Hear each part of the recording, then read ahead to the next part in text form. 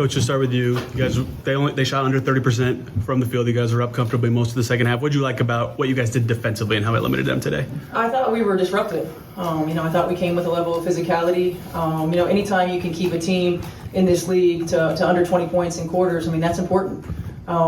They didn't get a lot of clean catch and looks.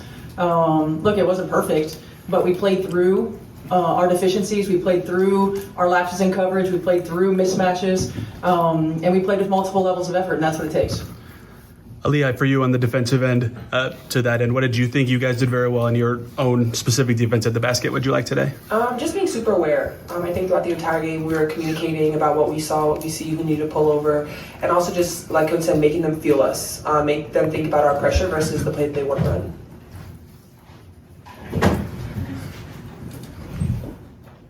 Okay, this is for Caitlin. Triple-double today, not the first one in your career, but you had 4 blocks out there. That's more than you ever had in college. Matches your WNBA career high.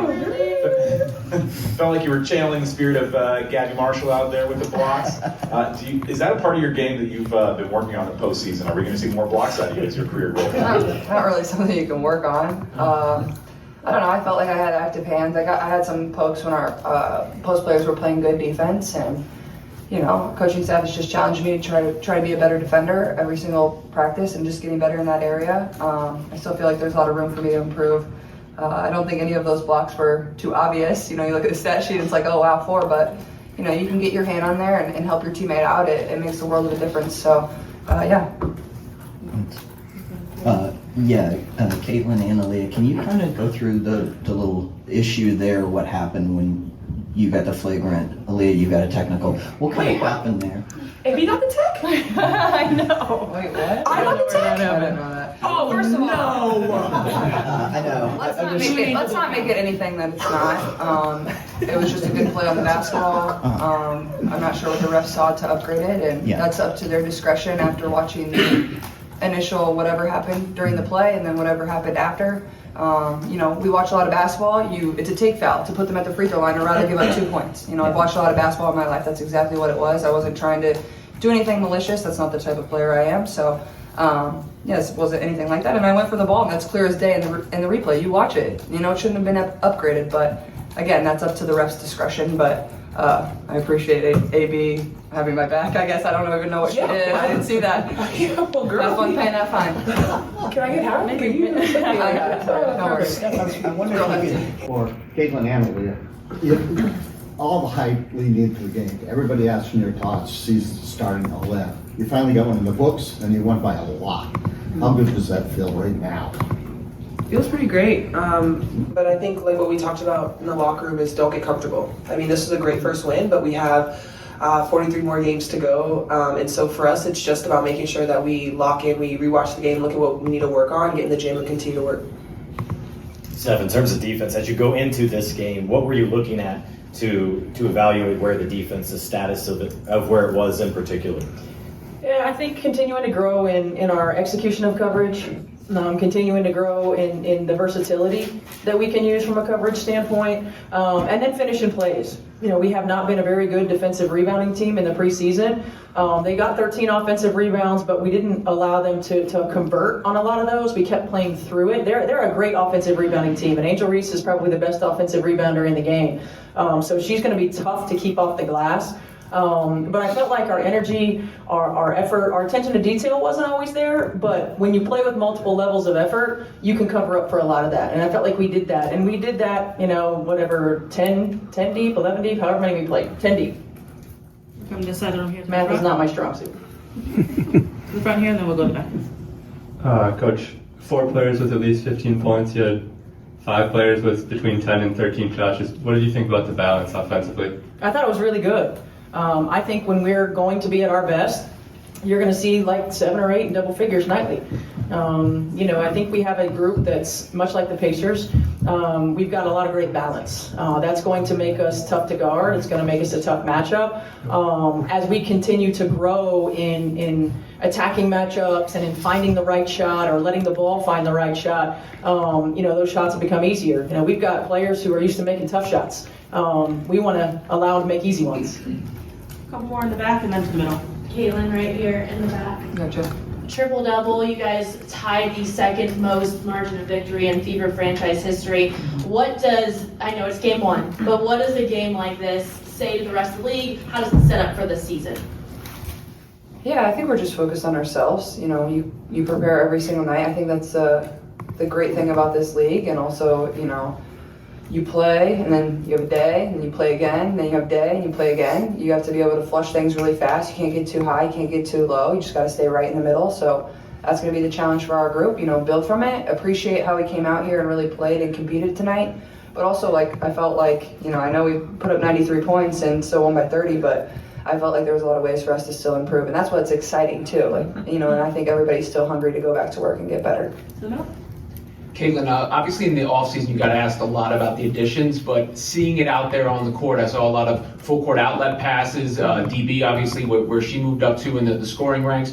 What was the biggest difference you saw with Natasha Howard, DeWanna Bonner, and everybody else you had out there?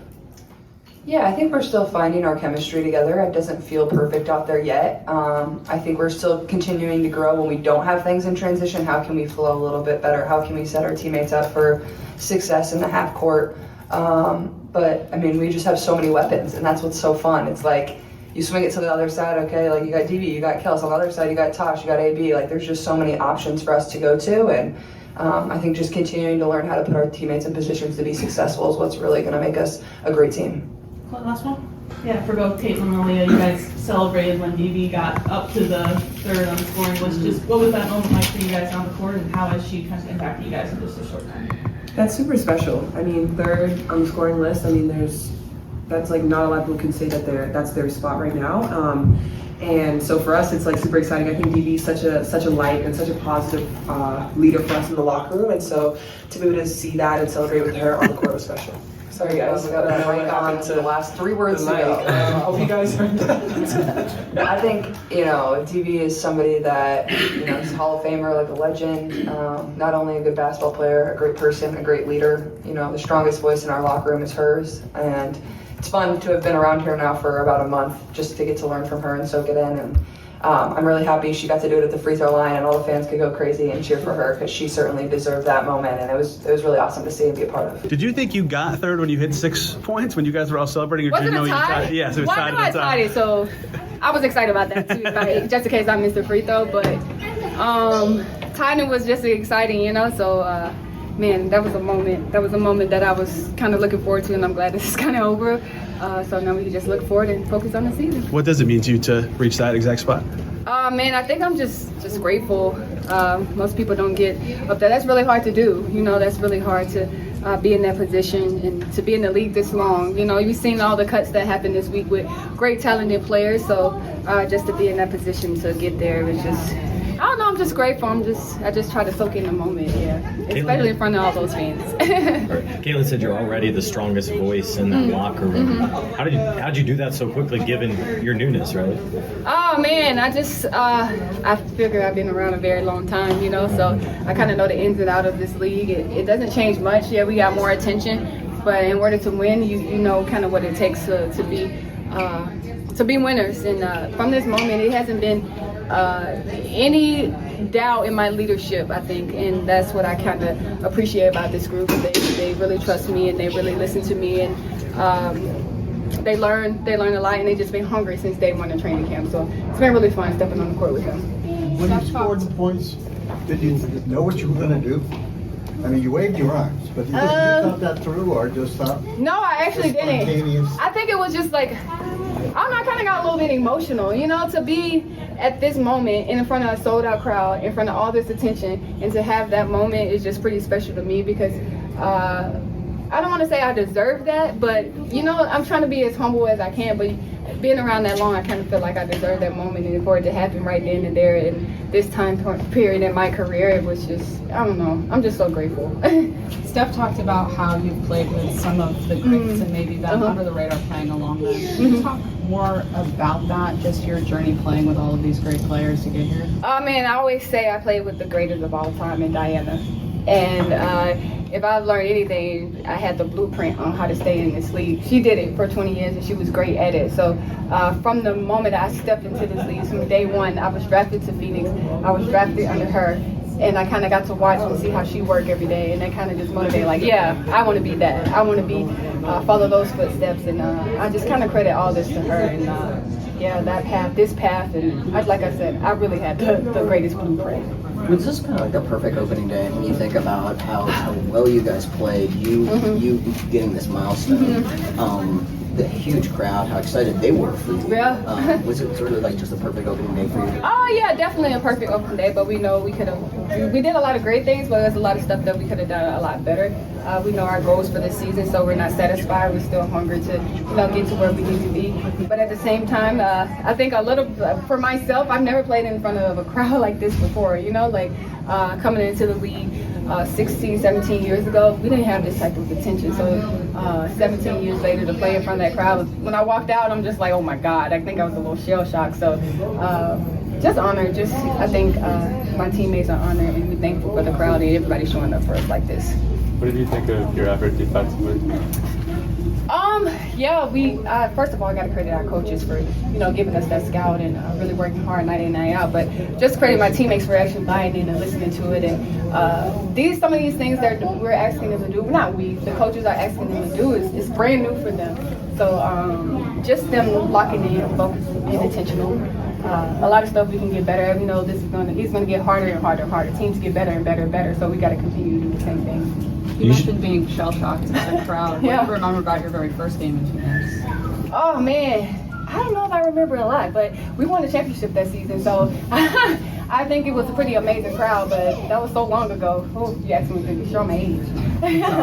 You usually don't get time to reflect on a career during it. Yeah. Will you purposely take a moment here at the start of the season to do that reflection? I think that was that moment when I raised my hand, that was like a reflection of living in that moment, and then it was kind of like, okay, let's get this win. And then when I got in the locker room, I'm like, man, on to the next, because we got bigger goals. We got this goal.